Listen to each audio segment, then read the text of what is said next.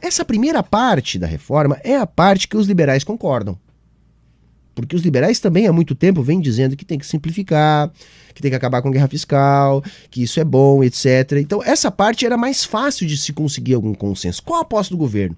O governo sabe que a segunda parte é muito mais difícil, mas a ideia é, olha, se o governo entra nos trilhos, a economia começa a dar certo, daqui a pouco a taxa de juros cai, nesse primeiro ano fiscal há margem para o governo investir, a economia começa a andar, o mercado responde bem, o governo pode estar contando com um ganho de capital político.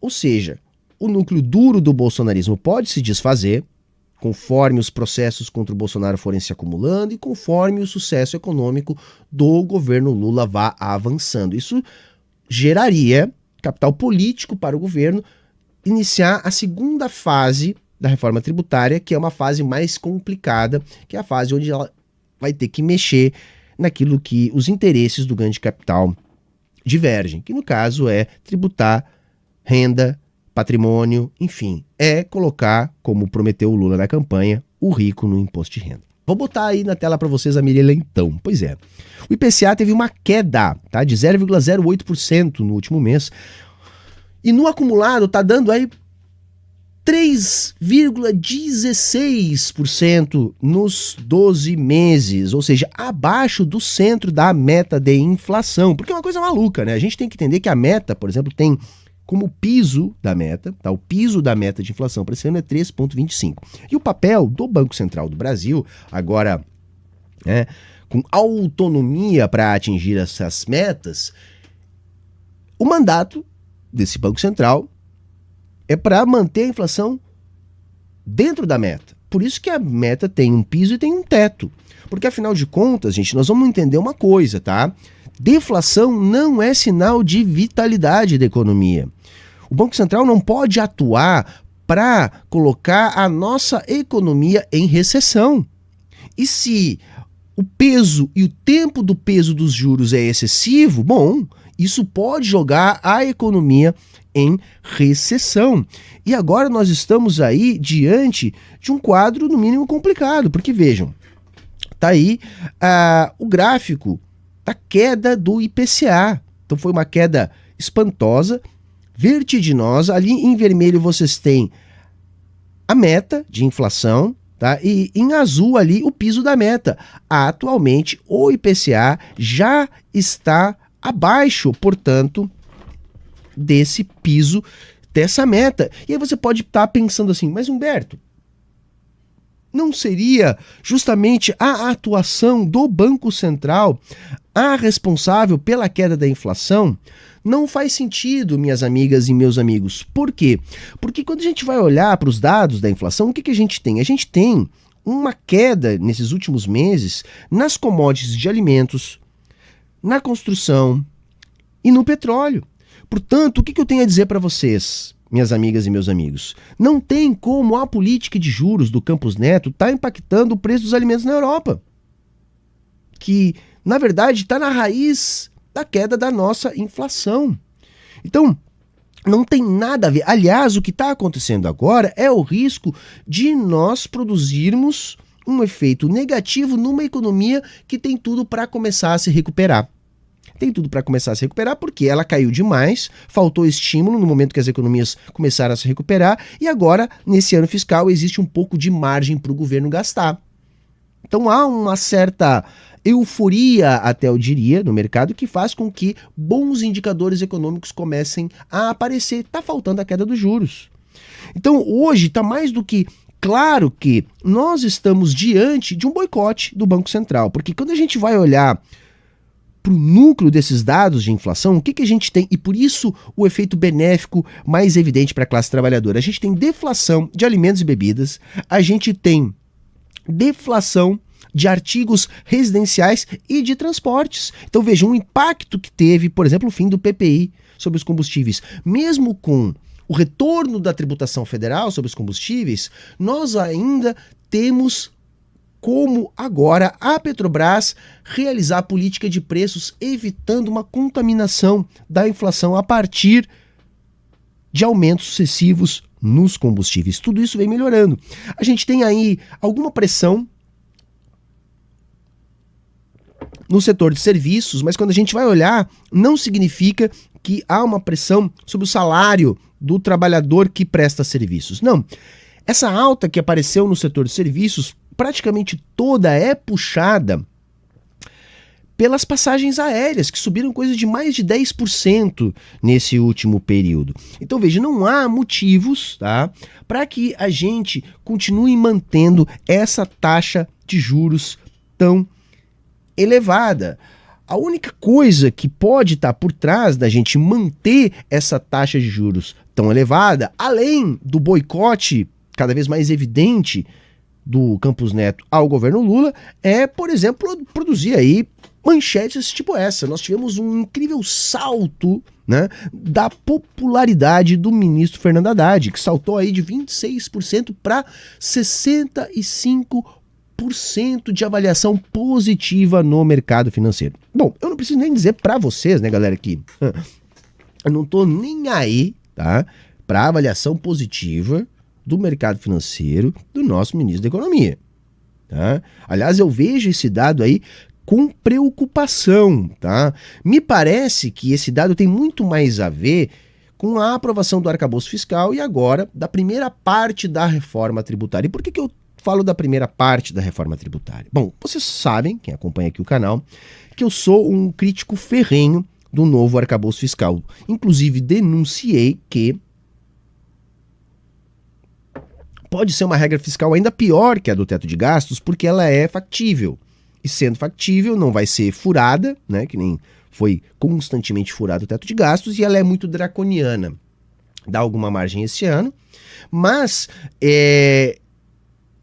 alija o nosso crescimento, imputa a formatação de um Estado cada vez menor no Brasil, e para mim, o que mais falta no Brasil é Estado, até para desenvolver as nossas forças produtivas. Então é muito ruim. A reforma tributária, por que eu disse aqui? Olha, é uma reforma que é apenas sobre o consumo, então não ataca, né, não ataca, melhor dizendo, o sistema nervoso que seria renda e patrimônio, mas não é ruim, ela simplifica, ela acaba com guerra fiscal. Então ela tem pontos positivos, né? Padroniza a cesta básica. E aí eu quero chamar a atenção para um ponto que eu ainda não falei, que é o seguinte. Em tese, a ideia do governo não é ruim da reforma tributária. Por quê? Porque o governo está tentando aprovar essa reforma de forma fatiada. Então agora, segundo a explicação governista, o que está sendo votado é de fato a parte sobre o consumo da reforma. E aí a gente tem alguns avanços, sim, inclusive alguma coisa também em termos redistributivos lá, quando a gente taxa o consumo de luxo, jatinhos, jet ski, etc., como também já está incluído nessa proposta. E ainda é incluída aí uma discussão sobre cashback, que, como eu já expliquei aqui nas últimas semanas, é algo que me agrada. Muita coisa tem que ser depois sacramentada via lei complementar. Então existem muitas batalhas ainda pela frente. O que eu quero chamar a atenção é o seguinte, muito bem, no mundo da teoria, a reforma tributária do governo é boa. Por quê?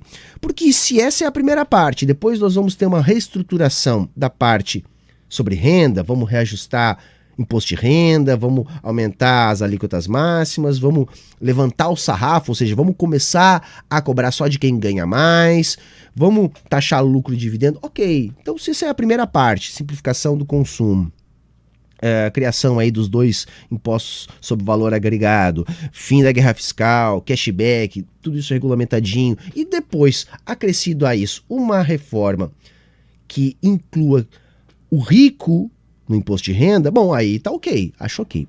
Qual o problema? Essa primeira parte da reforma é a parte que os liberais concordam.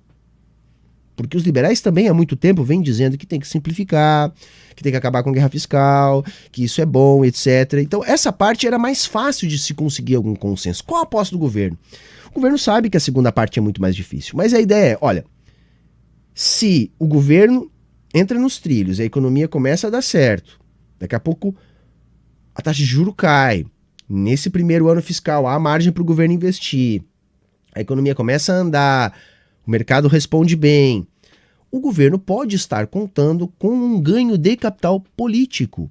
Ou seja, o núcleo duro do bolsonarismo pode se desfazer, conforme os processos contra o Bolsonaro forem se acumulando e conforme o sucesso econômico do governo Lula vá avançando. Isso geraria capital político para o governo iniciar a segunda fase da reforma tributária, que é uma fase mais complicada, que é a fase onde ela vai ter que mexer naquilo que os interesses do grande capital divergem, que no caso é tributar renda, patrimônio, enfim, é colocar, como prometeu o Lula na campanha, o rico no imposto de renda. Eu vou dizer para vocês, vai dar certo isso? Eu não vou chutar aqui por enquanto. Acho arriscado demais. Se por um lado acho que faz algum sentido, acho que é apostar primeiro que o ganho de capital político seja suficiente para uma aprovação de uma reforma nesse sentido. Eu tendo a acreditar que não é possível.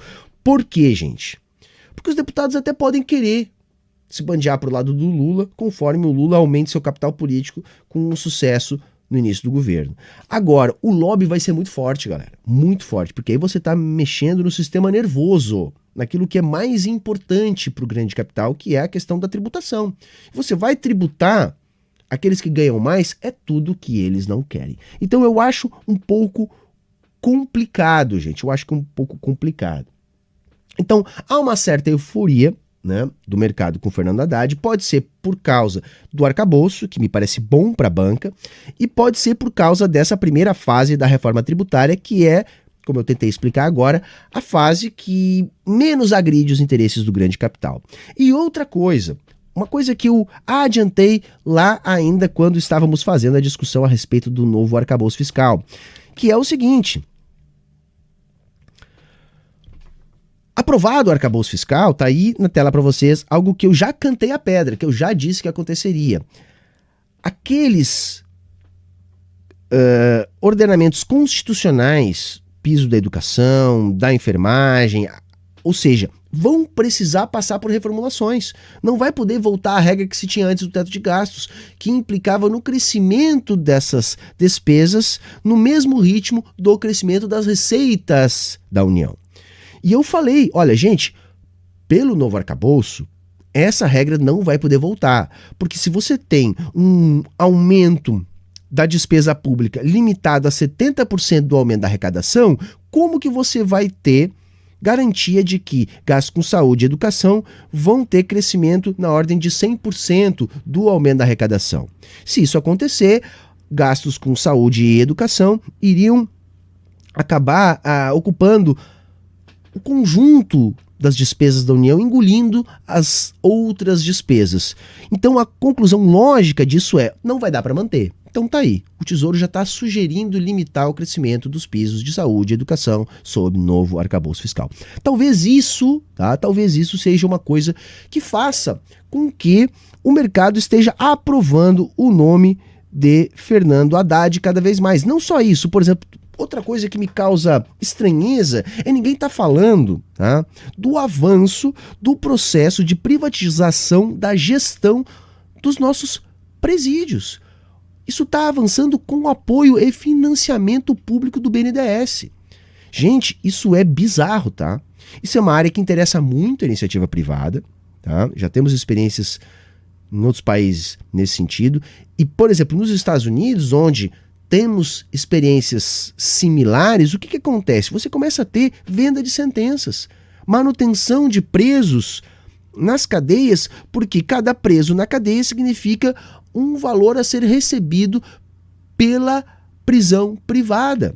Eu não sei como é que vai funcionar exatamente aqui no Brasil. Estou dando um exemplo das distorções possíveis a partir desse tipo de parceria público-privada. Então eu também me sinto na necessidade de denunciar isso aí, porque são essas coisas que fazem com que a nossa economia comece a agradar a banca, a agradar o sistema financeiro para produzir esse salto de aprovação aí do ministro Fernando Haddad.